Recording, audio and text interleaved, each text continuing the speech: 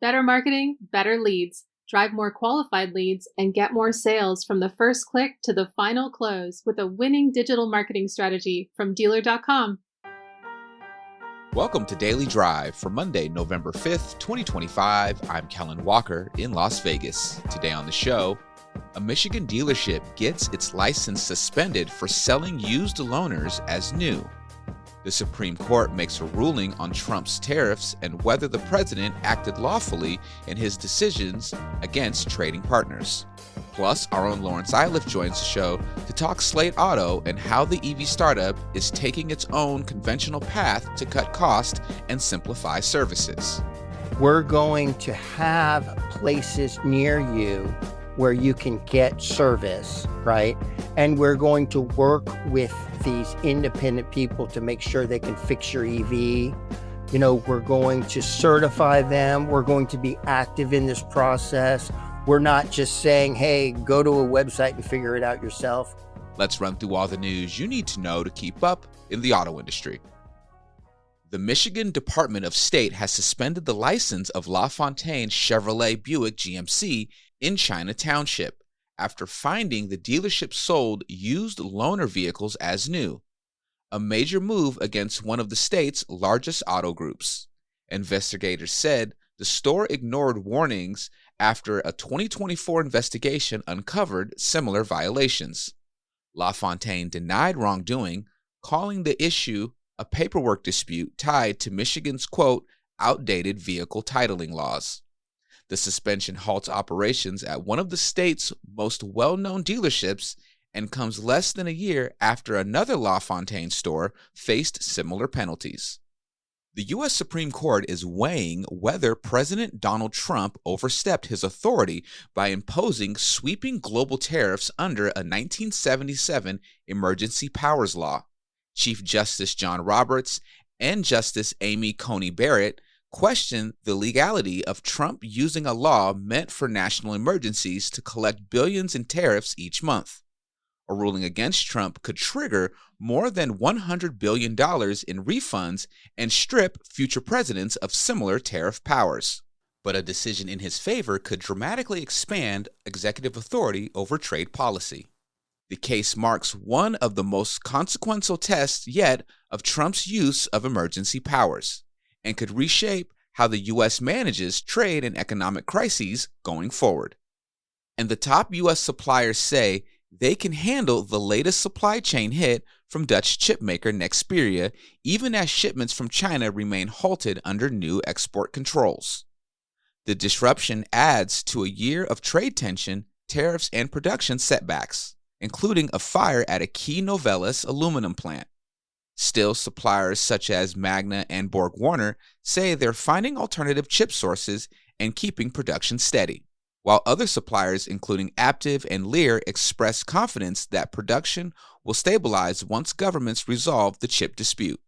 And those are today's headlines. You can find more details on all those stories at autonews.com. Now joining me to talk more about how U.S. EV sales performed last month amid the end of federal tax credits is Hannah Lutz, the director of the Tech and Innovation team for us here at Automotive News.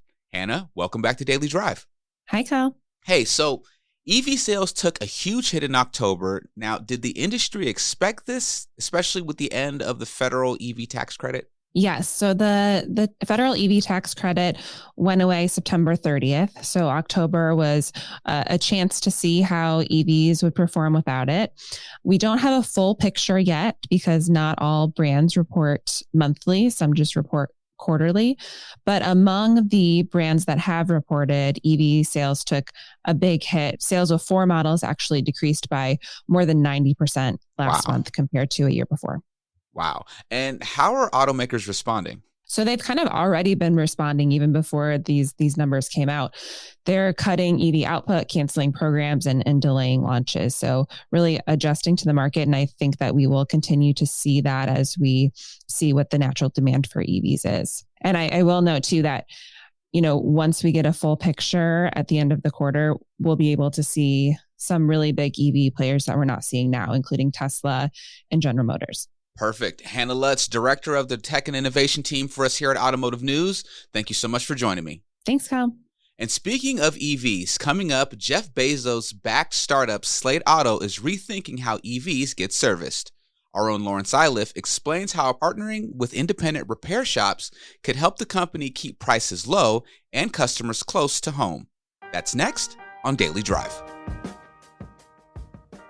Better solutions, better outcomes. As the premier digital marketing agency, OnlyDealer.com delivers connected solutions backed by Cox Automotive, helping you drive qualified leads and close deals faster.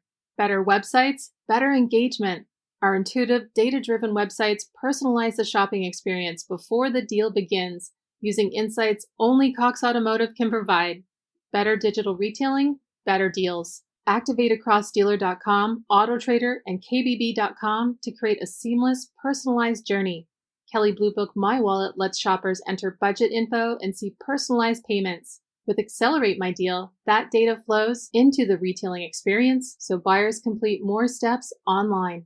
Better personalization, better advertising. Our advertising solutions use real-time buying signals to deliver personalized experiences, boosting engagement with 2.9 times more VDP views, 2 times more site visits, and 2.4 times more leads. Stand out from your competition with a custom-built digital marketing strategy, better search visibility, and local reach. Dealer.com by Cox Automotive. Drive more leads, close deals faster. Welcome back to Daily Drive. I'm Kellen Walker. Slate Auto is taking a new approach at EV ownership by cutting costs and simplifying how repairs get done. Only a fraction of shops can currently handle high-voltage EV repairs, but Slate says it's working to expand that network quickly. Lawrence Iliff is a staff reporter who covers electric vehicles and automotive tech trends for us here at Automotive News.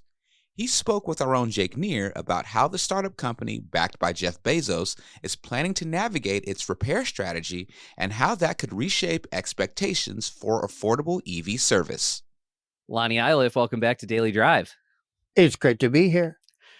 Slate has gotten so much attention, Jeff Bezos backed EV startup and really looking to make EVs affordable in their own unique way. Talk about what their plans are for repair shops, because this is one of those things that can be a major expense for automakers, especially startups that just don't have the network.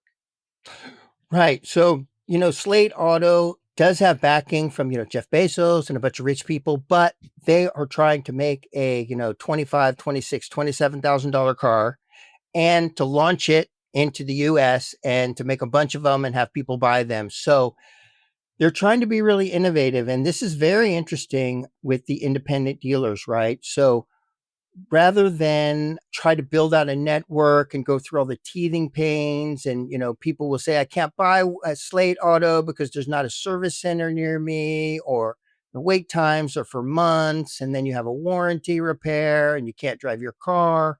They're saying that from the beginning, they are going to partner with these independent shops through a recommendation service called Repair Pal, which is owned by Yelp. And so they are going to certify the independent shops to service the Slate vehicle. And then you would go there and they would handle warranty repairs and it would be direct reimbursement. So it would be like going to a dealer, right? Slate would reimburse the shops. They'd agree on prices. They would bring all that to the table, right?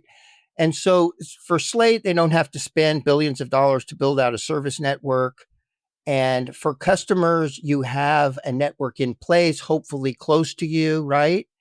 And that just kind of builds on what they're trying to do, break the part of the industry that makes cars so expensive because, the average transaction price is like $50,000.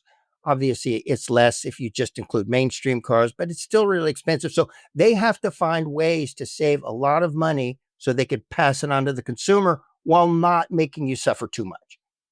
I think, hopefully there's one near you is maybe one of the key questions here. In your story, you note that Repair Pal has about 4,000 shops nationwide under its certification program. But I got to imagine not all of those shops are going to be able to repair Slate vehicles. Is that right?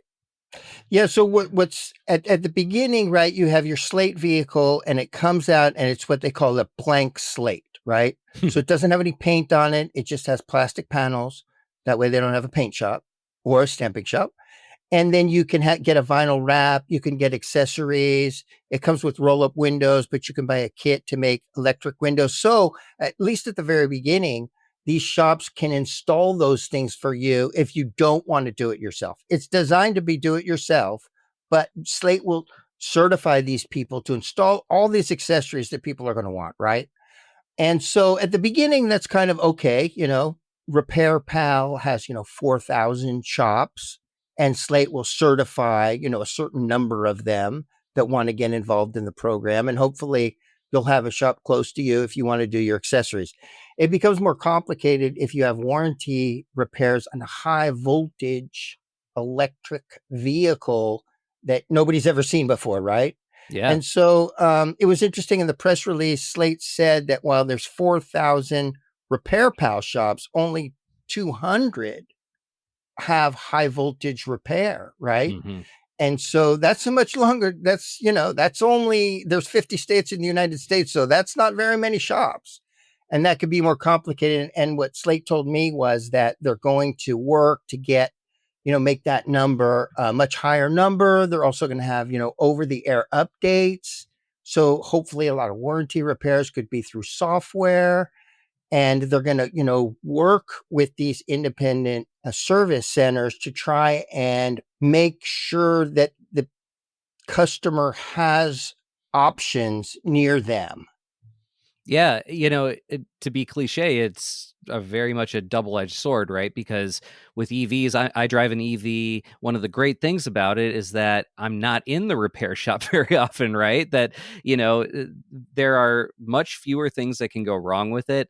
You don't have to replace as many belts, filters, or any of those, really. And there's no internal combustion engine. The brakes don't need to be replaced very often. So that is in some ways an advantage here. But like, as you mentioned, when it comes to the things that do sometimes need to be repaired, sometimes they're extremely complicated. And even, we've seen Tesla grapple with this over the years, even though they have their own repair shops, Rivian, and even franchised dealers for legacy automakers have had their own challenges with making sure that they're able to repair their own brands' EVs. So, talk a little bit more about if there are risks here for Slate. It seems like they've thought this out, but what could be the other side of the coin? Okay, so there's kind of two set of risks, right? One is the set of risks that Tesla and Rivian and Lucid went through, right? Mm-hmm. Which is to build out their own service centers. And there's lots and lots of complaints. Tesla's gotten much better. The complaints have gone down. They put a lot of money into it. They are a very profitable company. Rivian, you see people complain about wait times or driving 150 miles to a service center. Lucid, I saw a forum comment says, I'd love to buy a Lucid. I can't. My service center is 300 miles away, right? So there's that set of things that Slate can get away from, right? By having all these centers. But the other one is the problem they could have is, do these repair shops want to get certified for EVs? Where are they located, right? Maybe, there's a lot in California, but there's none in other places. I've gone on the Repair Pal site and, looked around, and some of them are, Valvoline oil change centers and things like that, not a lot of EV experience. Not a lot of EV, but to your point about EVs, they don't need oil changes. They don't need a lot of those things, but new EVs, new Teslas, new Rivians, I've seen a lot of warranty work on them. They're brand new vehicles. They have teething pains. Maybe they have a suspension thing that can't be fixed over the air. Tesla's had suspension things, Rivian too. Lucid has had some things where you also need a physical mechanic.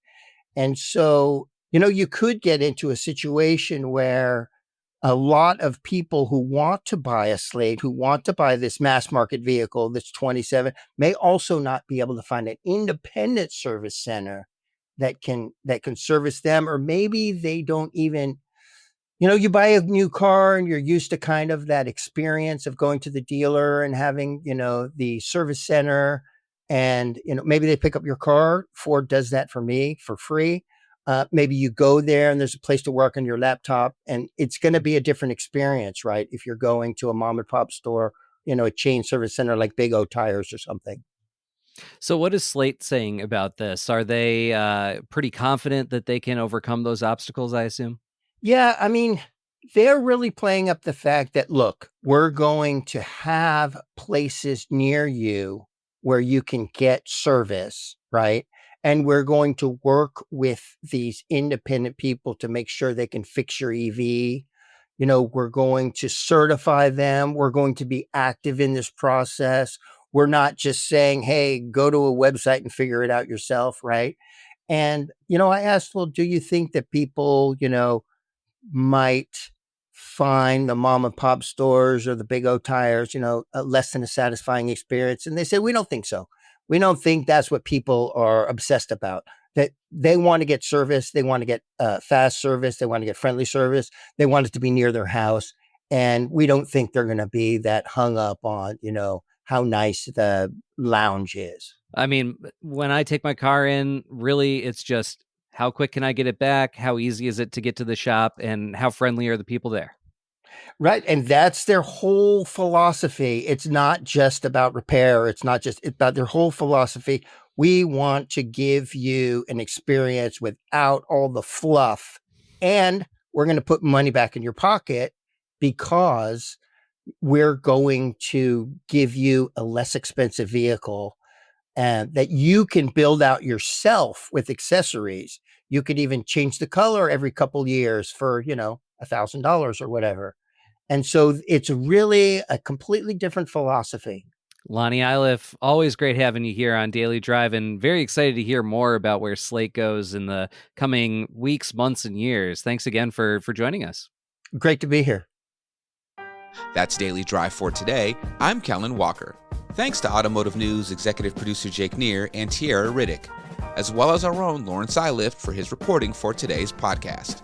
You can get the latest news on the Supreme Court's ruling on Trump's tariffs, the latest updates on the LaFontaine dealership scandal, and everything happening in the auto industry at autonews.com.